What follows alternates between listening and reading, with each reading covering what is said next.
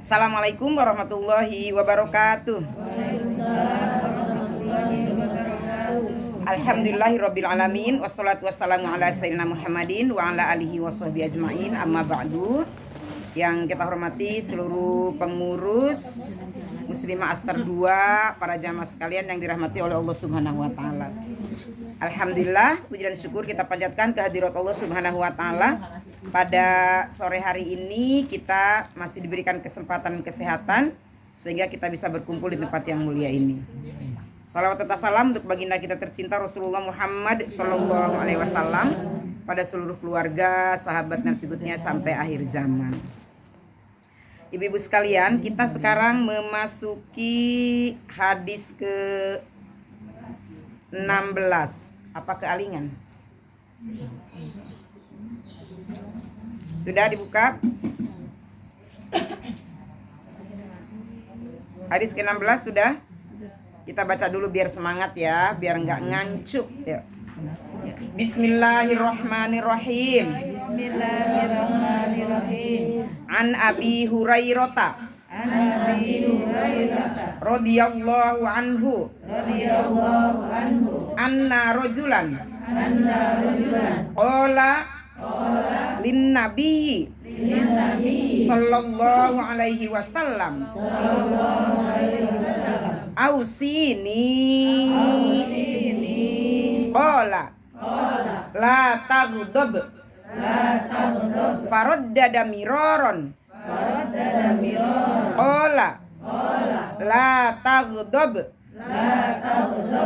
rawahul Bukhari. Diriwayatkan dari Abu Hurairah radhiyallahu anhu bahwa seorang laki-laki berkata kepada Nabi Shallallahu Alaihi Wasallam, "Ya Rasulullah, berilah aku wasiat." Kata seorang laki-laki yang datang kepada Nabi.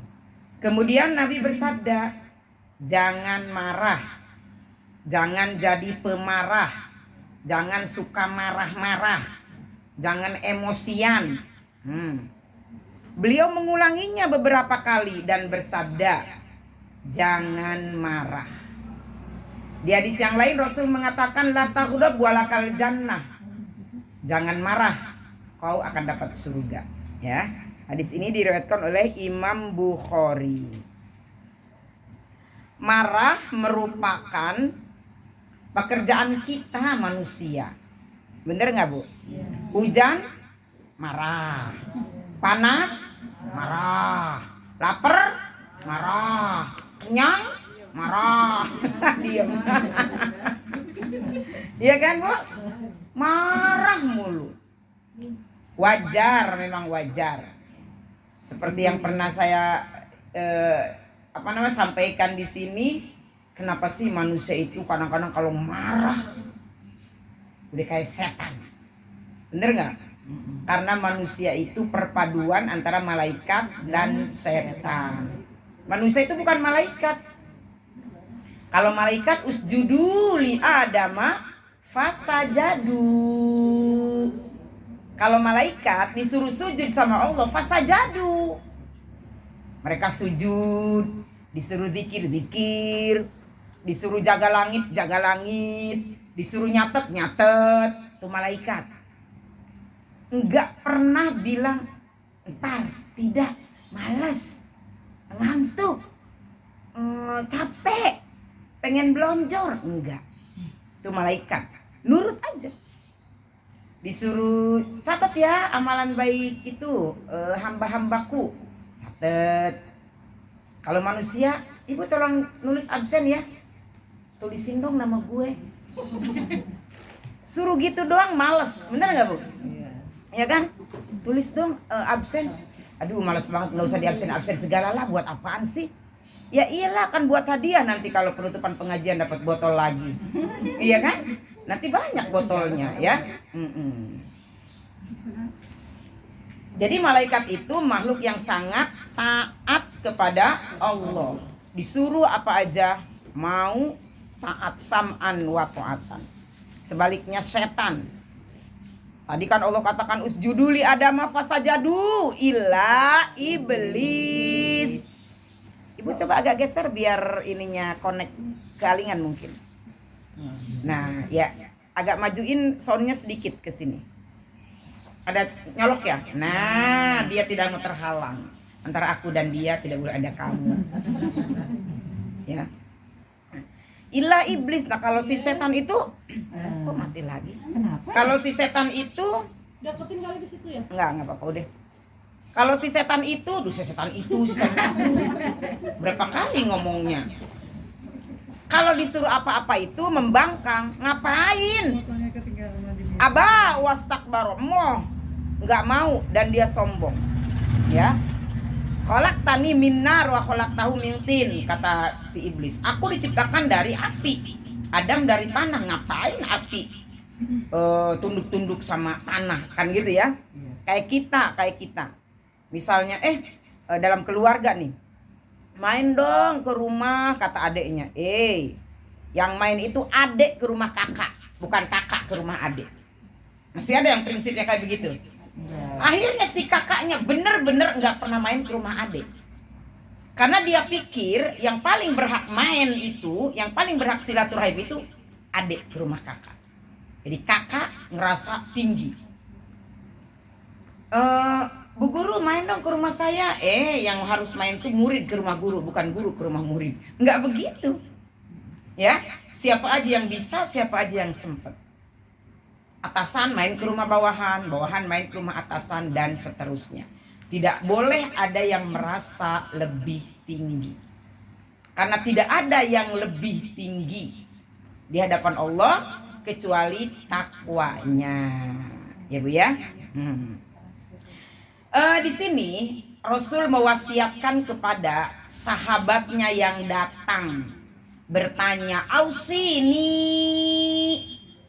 wasiati aku ya Rasul. Tolong nasihati dong ya Rasul. Tolong kasih wejangan dong ya Rasul." Kebetulan yang datang kepada Rasul itu orangnya pemarah. Jadi Rasul bilang ke orang yang datang itu, la taghdab. Farodada miroron, mengulang-ulang Rasul, la taghdab, la taghdab. Bahkan dia di siang lain, la taghdab walakal jannah. Jangan kau jadi pemarah, jangan kau suka marah-marah, jangan emosian. Walakal jannah, engkau akan dapat surga. Kalau yang datang kepada Rasul, orang yang suka bohong, Rasul akan katakan apa? Jangan suka bohong. Ya kan Bu? Jangan suka bohong. Seperti itu. Jadi sesuai. Menasihati itu sesuai. Jangan misalnya orang yang datang itu tukang marah-marah, kita nasihatinnya apa? Jangan suka bohong. Jaka sembung makan permen, nggak nyambung men, kan gitu ya. Seperti itu. Jadi Rasul emang bukan main ya. Sangat pandai menghadapi karakter-karakter banyak orang. Pandai. Jadi menghadapi si A seperti ini, menghadapi si B seperti ini, menghadapi si C seperti ini. Jadi bukan berarti hadis ini hanya melarang kita jangan marah saja, jangan. Ini baru satu hadis, makanya belajarnya harus tuntas. Nanti di lain hadis Rasul jangan hianat, ya kan? Jangan bohong dan lain sebagainya. Nah, ini kebetulan yang datang kepada Rasul saat itu yang ausini, yang minta diwasiati, orangnya tukang marah. Jadi Rasul katakan jangan suka marah. Nah, apa efeknya biasanya kalau kayak begitu? Nah, ketika seseorang sudah mendapatkan nasihat atau wasiat dari Rasulullah seperti si tukang marah ini, sudah Rasul katakan jangan marah. Nanti dia kalau mau marah, dia ingat sabda Rasul. Iya, kata Rasul, jangan marah. Akhirnya dia mengekang. Mau marah, ingat kata Rasul, jangan marah. Nah, kita pun sama. Sekarang hari ini, sore ini, kita mendengar hadis Rasulullah yang disampaikan kepada sahabatnya. Dan ini pun berlaku buat kita. Kita ngaragap dada sorangan baik, ngaragap dada sendiri aja. Kita tuh orangnya pemarah atau enggak sih? Kalau kita pemarah, ya udah astagfirullah, jangan marah.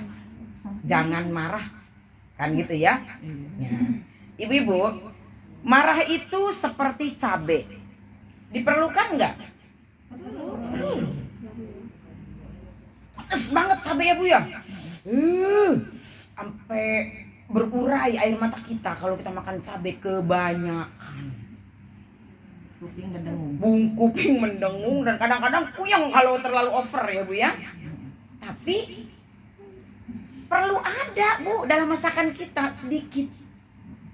Dalam diri kita juga iya. Marah itu manusiawi. Perlu ada dalam diri kita. Kenapa? Karena di satu sisi marah itu adalah pembakar energi biar kita lebih dinamis. Lihat anak golar belum sholat, kita diem aja nggak marah. Aduh, anak mama belum sholat. Aneh nggak Bu? Ya, seperti itu. Ya, di situ diperlukan marah. Makanya marah itu perlu ada untuk apa? Membakar energi positif. Marah. Bahkan dikatakan oleh Rasulullah kalau anak kita tidak mau sholat pada umur 9 tahun, diapain? Pukul. Ya kan? Pukul apanya? Ada yang mengatakan pukul fisiknya. Tapi di daerah-daerah, di tempat-tempat yang tidak membahayakan. Misalnya di kaki, di paha. Jangan suka kuping, pipi, ngejewer tuh jangan Bu. Dari sini kita aja berasa nih ya Bu ya. Kalau kita narik kuping tuh ada urat yang ketarik. Nanti kalau anaknya sering dijewer, ditarik gitu Bu, nanti lama-lama uratnya pegat eta. Urat saraf yang tuh berasa ya ke dalam gendang telinga ya Bu ya. Budek Bu, bisa jadi budek. Kalau suatu saat anak ibu pelangap, kalau dipanggil ya, ingat mungkin dulu waktu kecil sering dijewernya, bukan dijewer gitu doang ya, tapi ditarik gitu. Berasa Bu. Tuh ada urat yang ke gendang telinga itu. Daerah muka nggak boleh, ya pokoknya daerah kepala nggak boleh. Nah, boleh di paha, kaki kayak gitu. Apalagi jempol kaki itu boleh ya, nggak berasa ya Bu, dipukul gitu. Ada juga yang mengartikan dipukul hatinya, artinya apa? Dinasehati. Menasehati anak Bu, triknya. Ibu suka susah nggak nasehatin anak? Iya. Susah ya. Tapi masing-masing anak pastinya berbeda-beda. Anak, tapi rata-rata anak tidak mau dinasehatin kayak guru pada muridnya atau seorang tua kepada anaknya. Nah, gini. Nggak mau, apalagi anak sekarang, Bu. Mana mau.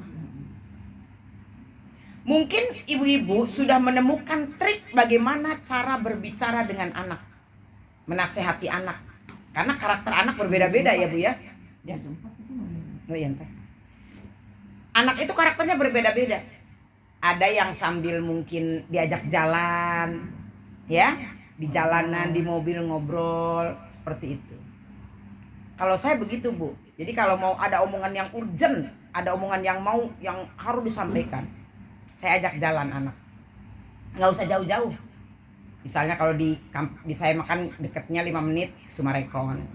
Cukup makan yang murah-murah udah sambil nunggu ya, sambil nunggu hidangan ini ngomong. Itu cepat masuk Bu. Kalau dari sini mah jauh kemana-mana ya udah di rumah aja ya. Macet. Ada galian jalan di situ ya. Ya seperti itu. Terserah, beda triknya masing-masing anak kan beda ya Bu ya. Nggak sama, lain.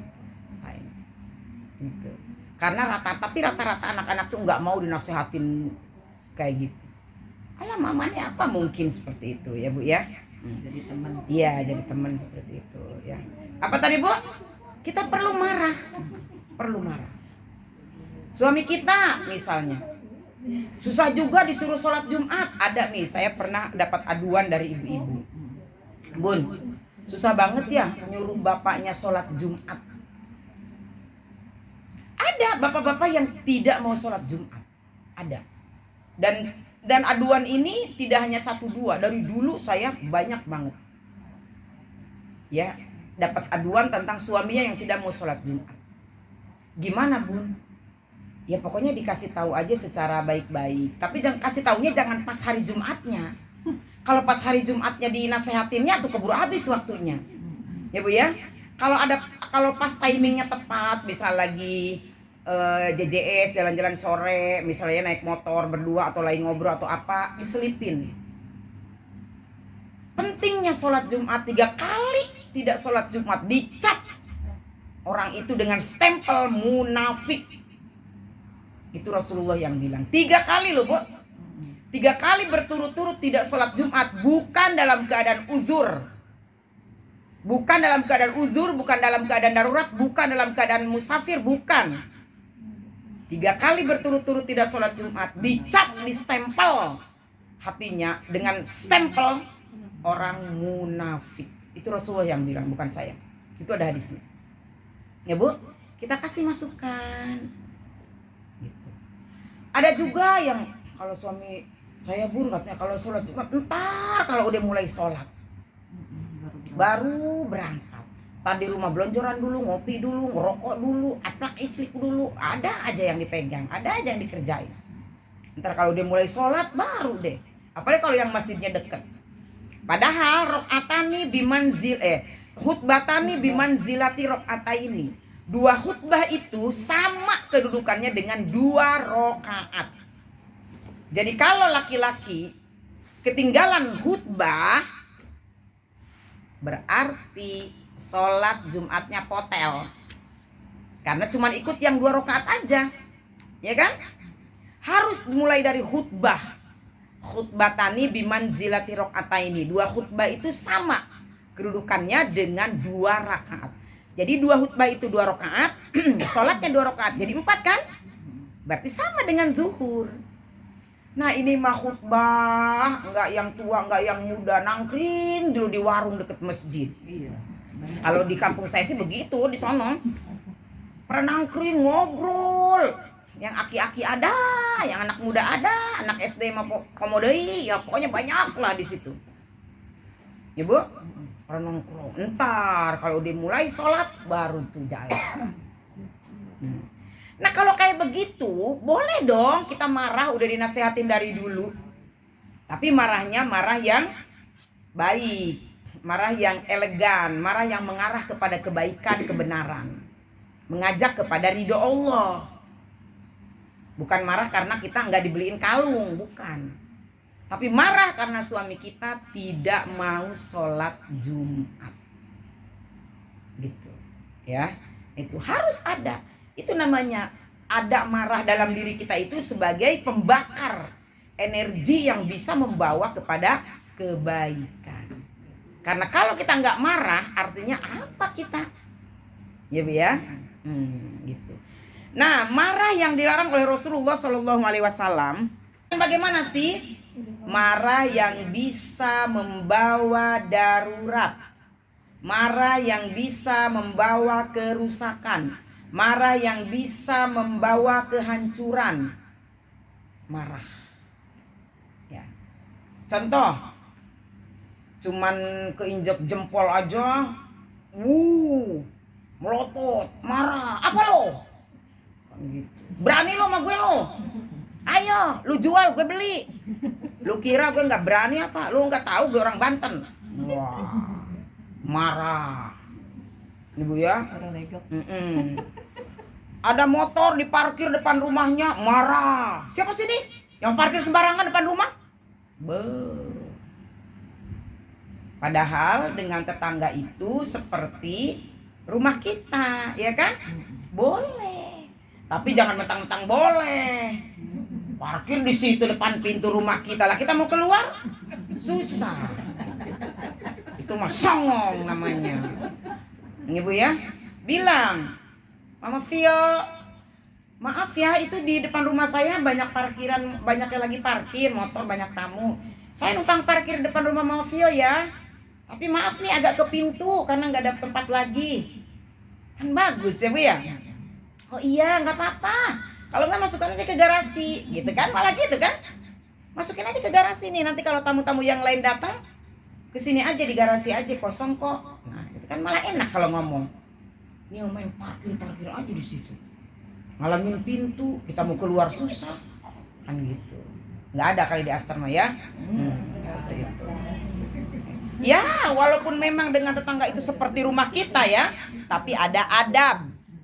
Ya kan Bu? Ada adab. Biarin orang kata agama kita sama tetangga itu boleh kok menyandarkan kayu, boleh kok apa, ibarat parkir kayak gitu ya. Akhirnya ya main naro-naro aja, apa-apa main naro-naro aja. Jangan. Harus ada adab ya. La taghdab, jangan marah. Marah yang membawa darurat, marah yang bisa membawa kepada perceraian, marah yang bisa membawa kepada kemungkaran, kezoliman, membawa kepada kerusakan. Nah, itu kita harus antisipasi, harus tahan.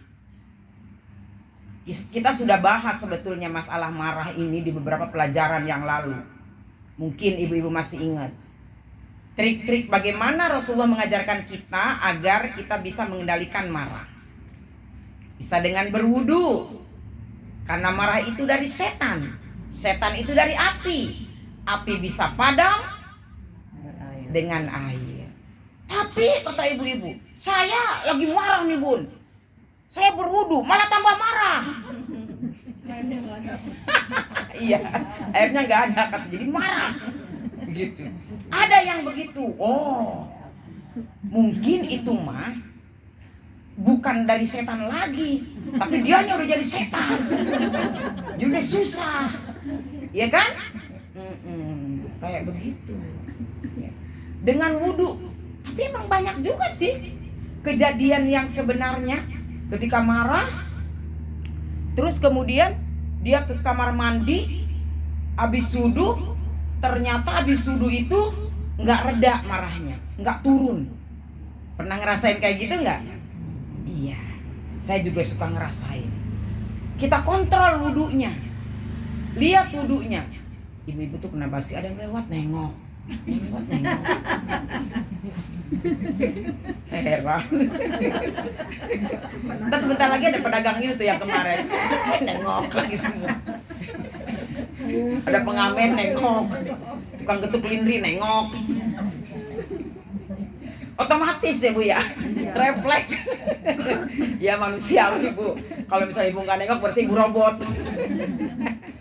Udah, ya Bu, jangan marah Bu. Ini lagi ngebahas marah, nggak marah, lucu aja seru. Apa tadi Bu? Habis wudu, tapi malah tambah marah, gitu. Kenapa? Coba kita cek wudunya. Dari mulai cuci tangan, kita sudah bener enggak? Malah ada doanya kan, kita sudah belajar ya. Bagaimana? Allahumma inni as'alukal yumna wal barokah wa a'udzubika minasyu'mi wal halakah. Bunda baca doa apa sih? Udah diajarin dulu. Pada bengong aja. Ada yang diapain belum? Jangan marah Bun, jangan marah. Enggak marah gimana? Lo kagak dipakai. Iya kan? Iya, sekeplek-kepleknya aja. Udah diajarin semua doa-doanya kan? Sampai Safinatun Najah udah lunas. Udah fikih berikutnya lagi udah lunas. Kata Mafio nanti fikihnya naik lagi. Naik lagi gimana? Wudu aja lupa lagi. Di situ tuh terkadang saya merasa ya. Gitu Bu ya. Enggak naik-naik, belajarnya basic terus, wudu terus, sholat. Itu aja diulang-ulang kagak inget-inget. Ya Bu ya. Udah 27 tahun belajar wudu lagi. Apalagi sekarang ya. Udah lemot, loadingnya lama. Bu, kumur-kumurnya ya kan udah bener enggak, gimana doanya, hidungnya, mukanya, tangannya, kepalanya, kakinya. Bukan diseleksi, dilihat, dirasain, dievaluasi bagaimana kita wudunya tadi. Jangankan kita cuma kecemak gitu doang kan? Pantesan lah orang nggak sesuai kok dengan syariat. Jadi nggak hilang marahnya. Coba kalau kita wudunya, setidaknya walaupun kita tidak bisa doa Arabnya, setidaknya kita misalnya ya Allah, jadikan tanganku ini tangan yang membawa keberkahan dan kebaikan. Waktu kumur-kumur ya Allah, jadikan mulutku ini mulut yang bermanfaat, ya kan? Setidaknya pakai doa sendiri aja kalau nggak hafal yang Arabnya. Hidung sama waktu mengusap muka. Nah kan muka itu waktu marah kan serem ya Bu ya. Nah begitu diguyur air wudu, kita ngomong sama Allah, ya Allah, Aku nggak marah aja jelek. Aku nggak marah aja jelek, ya Allah. Gimana lagi marah, ya Allah. Cantikan wajahku ya Allah dengan air wudhu ya Allah. Iya kan, sinari wajahku dengan air wudhu. Lenturkan pikiranku, rasaku. Kan gitu ya Bu ya. Waktu membasuh muka, walaupun nggak bisa doa bahasa Arabnya. Ya seperti itu. Insya Allah semua dibacain doanya, semua dirasanin, dipikir gitu ya. Insya Allah setelah selesai wudhu kita jadi refresh, jadi seger, jadi nggak ada lagi tuh emosi. Itu diantara kenapa sebabnya abis wudhu masih suka marah. Mungkin wudhunya belum seperti yang diinginkan oleh fikihnya. Seperti itu. Saya ingin kembali mengingatkan bahwa ada tipe-tipe orang di dalam marah. Ada yang cepat marah tapi cepat baik. Dia mah orangnya nggak boleh kesenggol, judes, senggol bacok dia mah. Gitu. Ya tadi keinjek jempol aja dia merotot. Apa lo? Gitu ya. Itu cepat marah. Nggak boleh banget tersinggung. Nggak boleh banget keomong gitu ya. Kecolek, temenan kecolek. Cukup Sunda nanti anak. Tapi cepat baik. Dia mah orangnya nggak pernah dipikirin. Abis itu udah enjoy aja gitu. Ada yang begitu ya Bu ya? Dia jutek orangnya tapi nggak dipikirin. Nggak dibawa sampai mati gitu ya. Nggak dibawa sampai rumah maksudnya. Ntar baik lagi gitu. Dia ntar baik lagi gitu. Cepet dia mah baiknya gitu. Cepet marah, cepet baik. Ada yang tipe kedua, cepet marah, lama baik. Wah ini nih, gawat nih. Yang ini gawat Bu. Nggak boleh kesenggol, nggak boleh tersinggung, nggak boleh kecolek. Cepet marah. Dan kalau udah marah lama banget. Lama banget. Udah dianterin rendang ke rumahnya masih manyun. Ya. Udah dianterin oleh-oleh masih manyun. Udah dikasih botol masih manyun. Ya, botol, itu botol. Ya. Lama banget kalau marah. Yang ini nih yang gawat. Cepet marah, lama baik. Wah, serem Bu kalau ngadepin orang kayak begini. Bener nggak? Pasti temennya cuma 3 ini yang kayak begini nih. Takut. Bener, takut nggak? Takut, aduh. Gila kalau temenan sama dia. Serem. Takut omongan kita nyinggung. Ya kan? Takut candaan kita nyakitin. Takut sikap kita kurang berkenan. Wah, gimana nih? Oh, pokoknya gue mah kalau deket dia mah diem aja lah. Jadi orang tuh jadi enggak enjoy gitu loh. Kenapa? Karena seremnya kalau udah marah, udah dia. Ntar 2 kali puasa, 2 kali lebaran gitu ya. Susah. Kayak Bang Toy. Malah lebih mungkin ya. Seperti itu. Tipe kedua cepat marah, lama baik. Yang pertama cepat marah, cepat baik. Yang kedua cepat marah, lama baik. Yang ketiga lama marah, cepat baik. Nah ini lebih bagus lagi nih. Dia mau disinggung, mau dikatain, mau diojok-ojokin, bodoh amat, cuek. Kadang-kadang orang ngebecandain dia itu keterlaluan, tapi dia mah cuek aja gitu. Ada nggak di sini? Asik. Mau ditelanjangin ibaratnya ya, mau ditelanjangin, dikupluk-kupluk, dioyok-oyok, dibejak-bejak, dia apa aja. Bodoh amat. Bagus kan? Iya. Bodoh amat. Orang mau ngatain dia apa, orang mau ngejulukin dia apa, orang mau nyinggung dia kayak gimana, ampet. Pokoknya ke akar-akarnya kadang-kadang kalau dikatain, tapi cuek aja, bodoh amat, dinikmati aja. Iya kan? Dan dia kalau dia marah apa? Cepat baik. Nah itu yang enak ya kan? Berarti nggak ada masalah kan? Pasti banyak temennya kalau kayak begini. Karena enjoy. Dia mah nggak gampang tersinggungan. Namanya kita bergaul kadang-kadang ngomong itu kan nggak dikontrol ya Bu ya. Kita suka nggak berasa. Menurut kita mah bercanda doang. Tapi dia, kenapa sih dia tiba-tiba manyun sama saya di pengajian? Nggak tahu. Dipikir-pikir, kita nggak berasa ternyata kita pernah ngomong yang menyinggung. Namanya omongan keluar begitu aja nggak dipikirin ya Bu ya. Ternyata di hati dia itu jadi duri. Waduh, aku nggak ngerti kalau itu menyinggung. Ya kan Bu? Nah tapi yang tipe ketiga mah apa Bu? Ah bodo amat. Lama dia mah marahnya, nggak tersinggung. Enggak, pokoknya dia apain aja enggak. Tapi kalau dia marah, cepet baik. Cuek. Insya Allah banyak temennya, banyak saudaranya, banyak yang ngajak, banyak yang rangkul seperti itu. Ya, itu tipe yang ketiga. Tipe yang keempat, apa kira-kira yang belum disebut? Tadi cepat marah, cepat baik. Cepat marah, lama baik. Lama marah, cepat baik. Nah, yang keempat, apa kira-kira yang belum? Lama marah, lama baik. Ya gitu ya? Ya. Dia orangnya nggak cepet tersinggung. Nggak, pokoknya dia mau dicandain apa, mau dikatain apa, biasa aja. Ya. Tapi kalau dia marah, jangan coba-coba gunung ditebalikin. Ya kan? Kan ada tipe kayak begitu ya. Dia memang enjoy orangnya, keren. Pokoknya asik lah dia sama orangnya asik. Tapi awas, kalau dia marah, gitu. Susah untuk baik. Dari 4 karakter ini mungkin ada salah satunya kita. Ibu tahu nggak? Coba sekarang pegang dadanya. Ibu mau nomor berapa? Ibu termasuk yang nomor berapa? Kita jujur sama diri kita sendiri.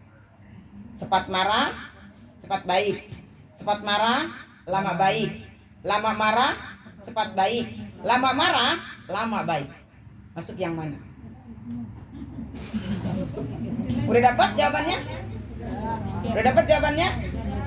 Udah. Hah? Evaluasi. Mau ibu-ibu tipe yang mana?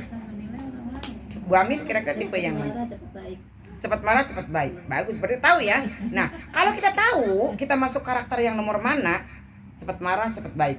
Berarti kan kita bisa, seandainya ada yang buruk, jangan gitu lagi. Berarti yang harus diperbaiki dari Bu Amin cepat marah, cepat baik, jangan cepat marah.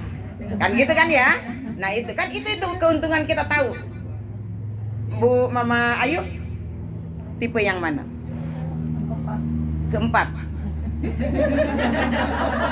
Lama marah tapi kalau dia marah susah diajak senyum ya.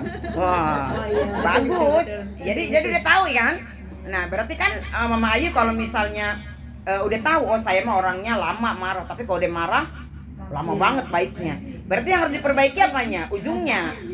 Ya kan? Lama baiknya kan? Berarti yang diperbaiki apa? Ya jangan lama-lama lah. Kalau marah 2 tahun aja. Wah! Yang kelamaan ya. Kayak gitu.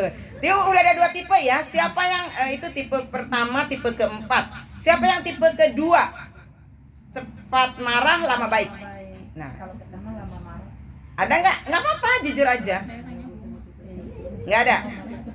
Oh berarti bagus, bagus ya. Yang tipe ketiga apa? Lama marah, cepat baik. Tadi Bu Amin ya? Bukan ya? Buser. Lama marah, cepat baik. Oh bagus, mana orangnya? Nah ini dia, Mama Afik ya. Lama marah, cepat baik. Bagus, banyak rezekinya kalau orang kayak gitu ya. Iya. Jadi orang tuh seneng gitu loh ya. Dia orangnya bodoh amat gitu. Mau dimarahin, mau diojok-ojok, nggak benjol ini ya, biarin aja, cuek aja. Lagian ngapain dipikirin gitu kan ya? Dibawa enjoy aja. Jadi orang seneng bawanya. Pik, makan bakso kesana yuk. Baru selesai makan bakso, Pik, beli sate. Wah, makanya tuh pertumbuhannya cepat ya. Banyak temennya, banyak yang ngajak. Ama orang kompleks ini, kompleks sono, geng sana, geng sini, masuk. Bener nggak? Iya. Pertumbuhannya bagus ya. Bagus seperti itu ya. Jadi kalau kita berpikir dan merasa tahu kita masuk karakter yang mana, mungkin di situ kita mengevaluasi seperti itu ya Bu ya. Nah itu karakter orang-orang di dalam keadaan marah, cepat baik, cepat marah, lama baik. Lama marah cepat baik, lama marah lama baik. Itu ada 4 ya. Sampai di sini ada yang mau ditanyakan dulu sebelum kita lanjut?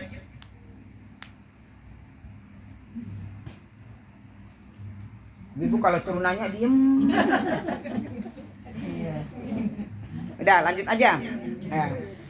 Kenapa Rasulullah bilang la taghdab? Jangan marah. Marah dalam arti kata bukan marah yang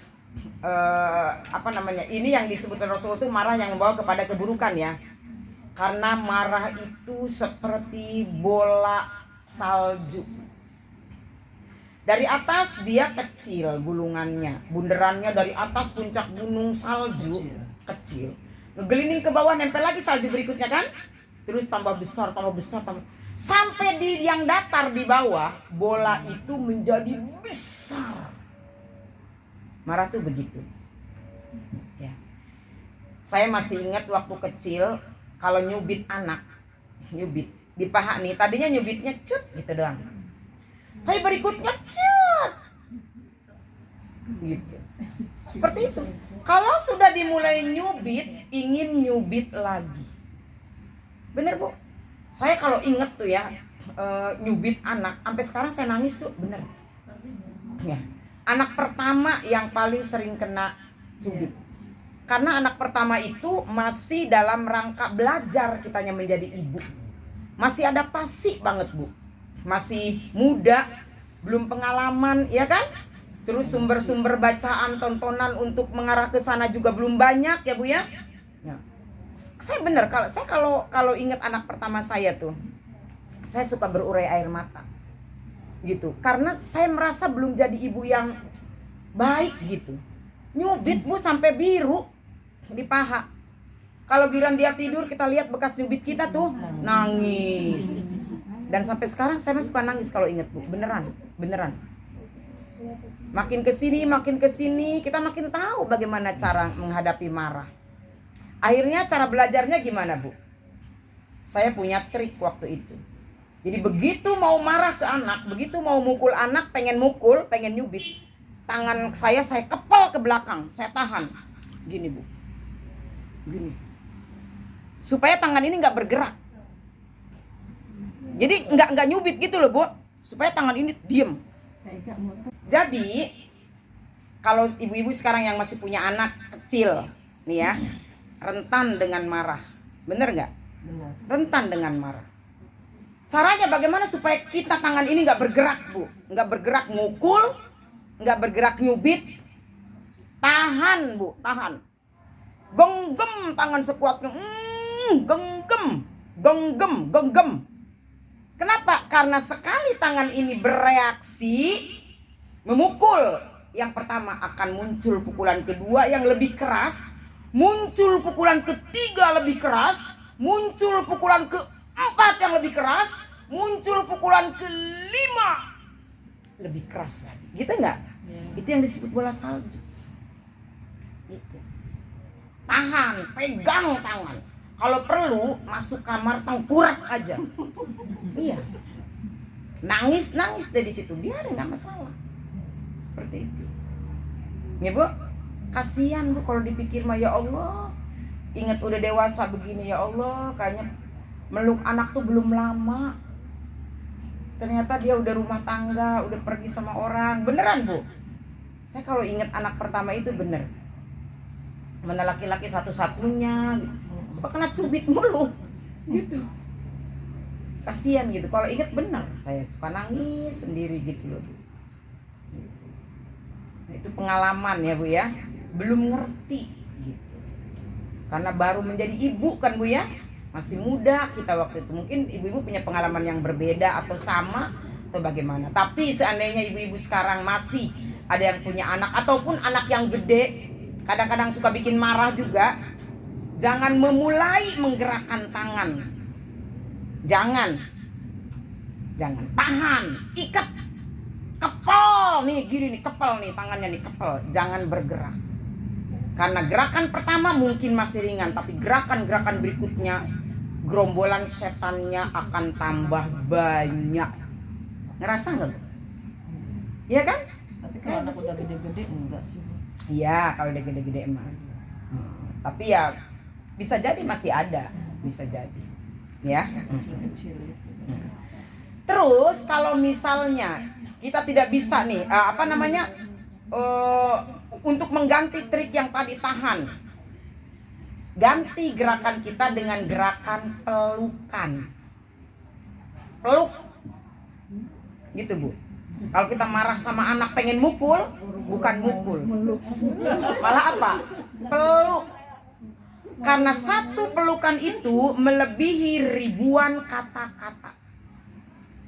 Kalau ibu-ibu nggak bisa ngomong sama anak, nggak bisa nasehatin, nggak bisa ngobrol sama anak, sering-sering peluk. Kalau meluk nggak harus ngomong. Jadi satu pelukan itu mewakili ribuan kata yang tidak bisa diungkapkan. Jelas Bu?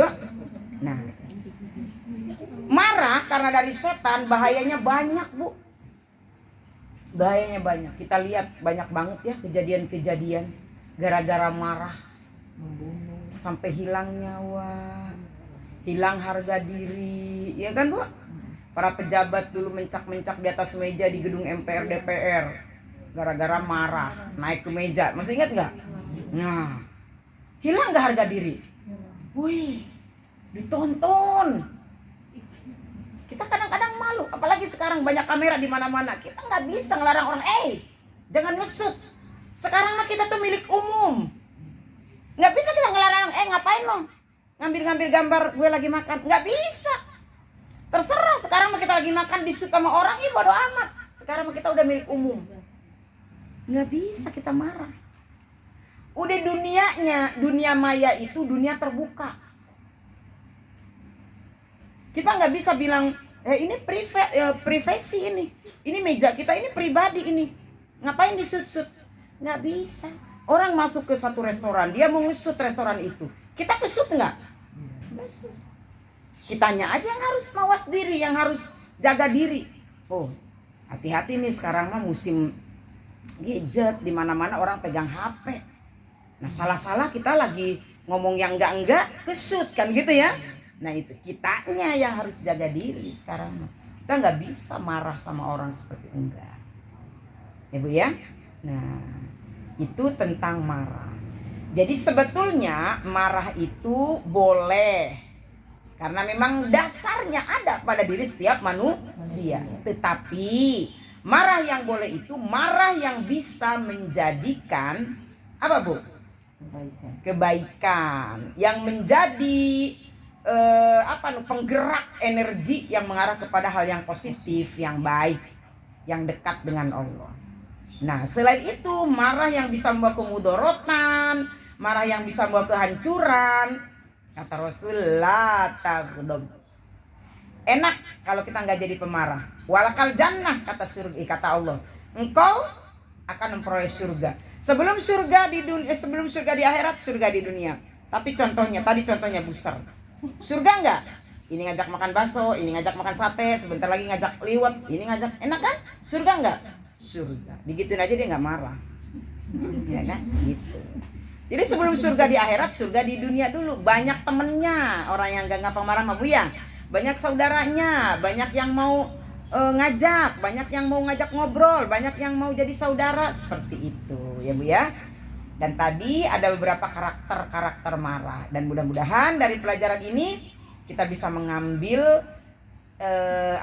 pelajaran agar kita bisa menjadi orang yang marah, tapi marah untuk yang kebaikan, bukan marah yang bisa menjerumuskan kita pada kehancuran. Itu saja mungkin Bu ya yang bisa saya sampaikan, mudah-mudahan bermanfaat. Terima kasih. Kita baca sekali lagi hadisnya, nggak usah dibuka, tutup aja, nanti insya Allah bisa hafal. Yuk. Bismillahirrahmanirrahim. La taghdab. Ulang. La taghdab. Lagi. La taghdab. Faraddada miraron. Lagi. Faraddada miraron. La taghdab. Dari pertama. La taghdab. Faraddada miraron. La taghdab. Sampai la tagdob aja. La tagdob farod dada miroron la tagdob. Udah, jangan farod dada miroron la tagdob lagi, farod dada miroron, enggak berhenti. Jadi la tagdobnya berapa kali? Dua kali. Di tengah-tengahnya ada farod dada miroron. Farod dada miroron itu maka Rasul mengulang-ulang berkali-kali. Ya, udah. 1 2 3. La tagdob farod dada miroron la tagdob. Dah, jangan marah. Maka Rasul mengulang berkali-kali, jangan marah. Gitu lah. Ya, bismillah sama-sama. Bismillahirrahmanirrahim. La tagdob farod dada miroron la tagdob. Lagi. La tagdob farod dada miroron la tagdob. Sekali lagi. La tagdob farod dada miroron la tagdob. Itu saja mungkin yang bisa saya sampaikan, mudah-mudahan bermanfaat. Mohon maaf. Assalamualaikum warahmatullahi wabarakatuh. Kita tutup dengan doa kafaratul majlis. Bismillahirrahmanirrahim. Subhanaka Allahumma wa bihamdika asyhadu an la ilaha illa anta astaghfiruka wa atubu ilaik.